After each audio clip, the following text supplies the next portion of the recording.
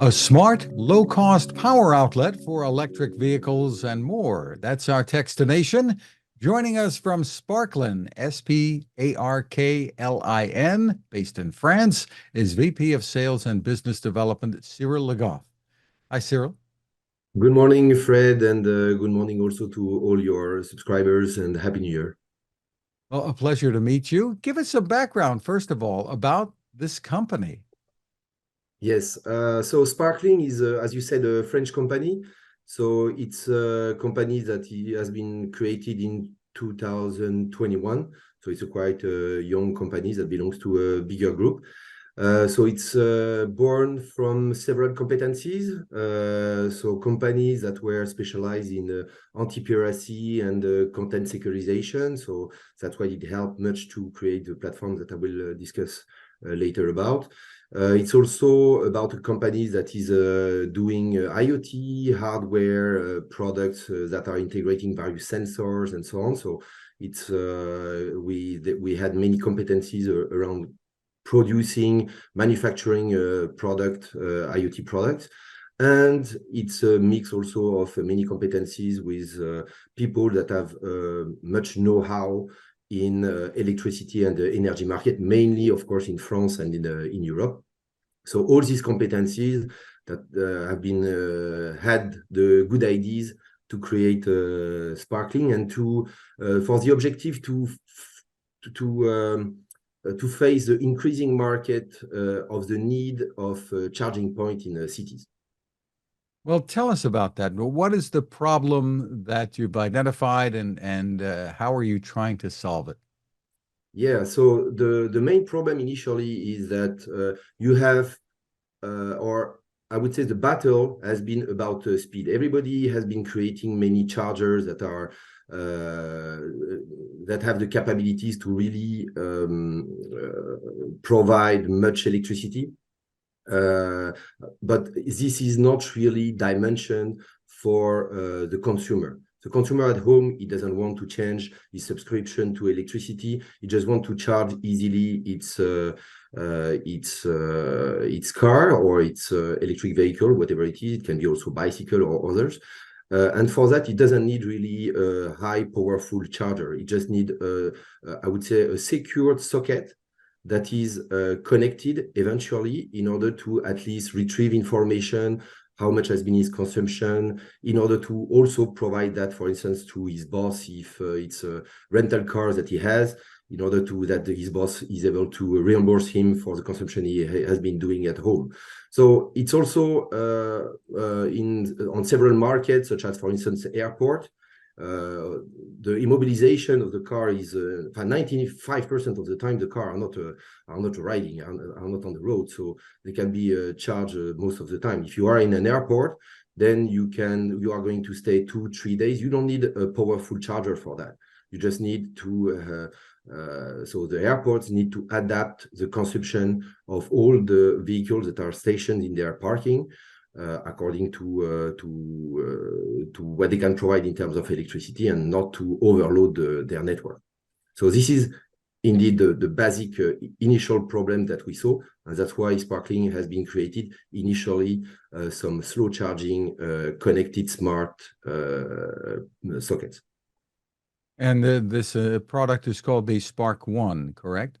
Exactly. So the first product has been Spark One, even if since that time we have been increasing the number of products in order to also improve a little bit the power of the plugs. So from 16 amperes, 32 amperes, or even more with the partners. Because at the end of the day, describe for us. Yes. I'm sorry, go ahead. No, at the end of the day, Sparklin is not only about the socket.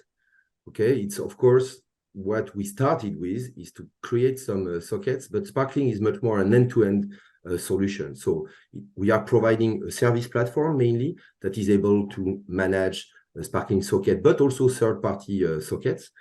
And we are also providing, of course, all the applications that are coming around in order to manage the socket. So, of course, the application to install the socket, the application that the user is going to use in order to to manage the socket.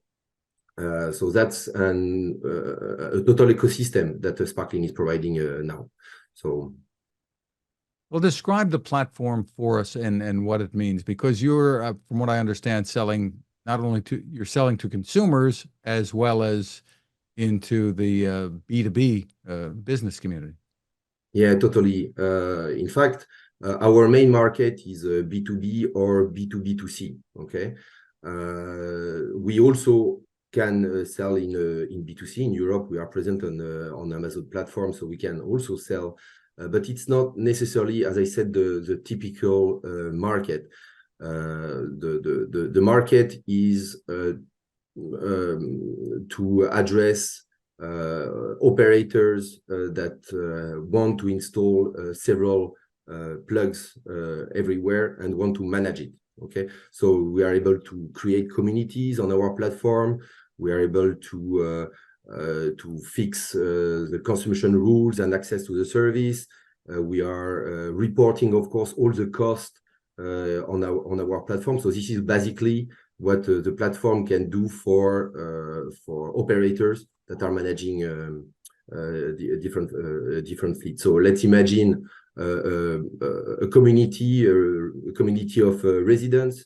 Now they can install some simple sockets on the bottom of their shared parking, and each time they will consume a part of the electricity. Then the community will be able to re-invoice to this resident person the energy he has been consumed. That's one of the issues that has faced electric vehicles, apartment dwellers and such. How can they charge the way homeowners can charge? Exactly. So it's all about a question of reporting. So that's why the management platform, the service platform, is very important. As I was saying, in the airport you can have an on-off. Okay, fine, but at the end of the day, the customer will have to pay something. When, as I said, there were a fleet of cars, then you know how much you need to reimburse to your employee. If in the community needs to know who has consumed what, because everybody will not have an EV, and so the platform is able to really open a service based on who and with which car, with which app, and on which tariff. And so these devices have connectivity, Wi-Fi, and also LTE, so they can communicate wherever they're placed? Yeah, they are of course in Bluetooth in order to connect eventually to your phone or for the installation, and of course it's 4G, 5G, LTE-M, Wi-Fi, all integrated. Give us an idea about pricing and how this works. Yeah, so there are two parts in our policy for pricing. First is to if you are buying, for instance, our sockets, the Spark1, as you said, the Spark1 costs less than $100. It can be even 60 euro. Okay, so it's really also the massification that becomes possible for any socket.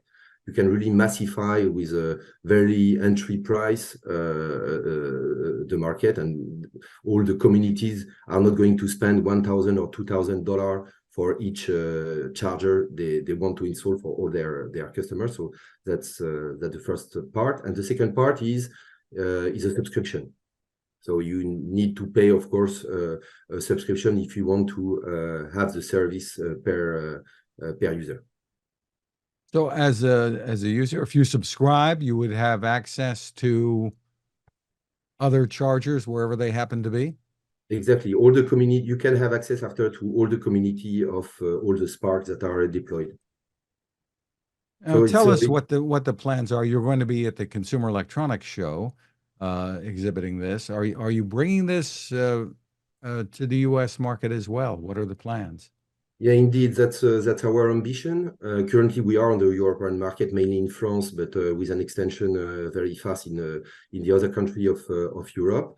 As you know, we are a very young company, so we are only since 3 years trying to address the market. So, and now we think that it's a good moment also to address the US market. So that's why for the US market, so that's why we will be present on the CES in on the Electra Park. So, and on the booth 6900. So I invite all your customers to visit us there on the Eureka Park. So it's a good moment, I think, to address the US and trying also there to find much more some partners that could be distributors or mobility operators, electrician community, EV charger company that want to or need to improve their solution also with thanks to our platform, or that want to complement their range of product with our socket. Now, are these being designed as strictly an outlet that I would bring my own equipment to plug into, or is this something that you're providing the whole charger apparatus? We are providing this kind of products. Okay, so this is a socket. Okay, so the socket is connected and is depending on, for instance, we adapted it in order to be compatible with the US market. Okay, so it's if you have an electrical vehicle, then you need, of course, to come with your cable, but we will have no problem, whatever is your EV, to connect to our socket, because it's just a classical socket. And as it is for slow charging, you don't need much more than just a classical socket to be connected.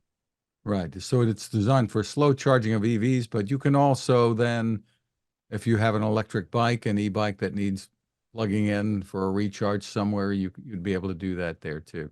Yeah, correct. It's really to be installed everywhere, even in the street. And if tomorrow all your street is equipped with Spark, that you have a bicycle or a car or whatever is your electrical vehicle, even something else, you will be able to connect, open your socket, and charge whatever you want. How do you deal with the security issues that if I'm bringing my own charging apparatus and plug it in, that it's not going to disappear? Yeah, but that's one of the. So as it is done in order mainly for